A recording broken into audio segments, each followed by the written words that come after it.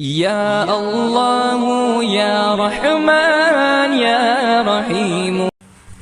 السلام علیکم ورحمۃ اللہ وبرکاتہ۔ بسم اللہ الرحمن الرحیم۔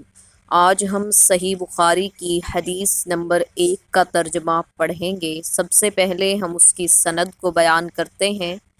ہم کو حمیدی نے یہ حدیث بیان کی، انہوں نے کہا کہ ہم کو سفیان نے یہ حدیث بیان کی، وہ کہتے ہیں ہم کو یحییٰ بن سعید انصاری نے یہ حدیث بیان کی، انہوں نے کہا کہ مجھے یہ حدیث محمد بن ابراہیم تیمی سے حاصل ہوئی، انہوں نے اس حدیث کو علقمہ بن وقاص لیثی سے سنا۔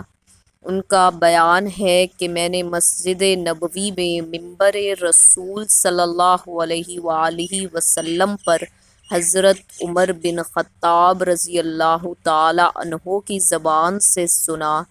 وہ فرما رہے تھے کہ میں نے جناب رسول اللہ صلی اللہ علیہ وآلہ وسلم سے سنا۔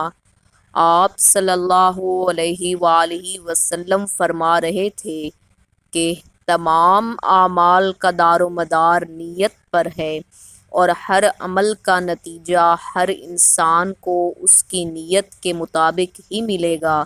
بس جس کی ہجرت ترک وطن دولت دنیا حاصل کرنے کے لیے ہو یا کسی عورت سے شادی کی غرض سے ہو، بس اس کی ہجرت انہی چیزوں کے لیے ہوگی جن کے حاصل کرنے کی نیت سے اس نے ہجرت کی ہے۔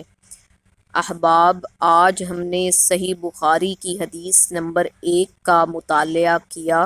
یہ حدیث کتاب وحی کے بیان میں سے لی گئی ہے اور اس حدیث کا سٹیٹس سندن بالکل صحیح ہے۔ آپ تمام احباب سے گزارش ہے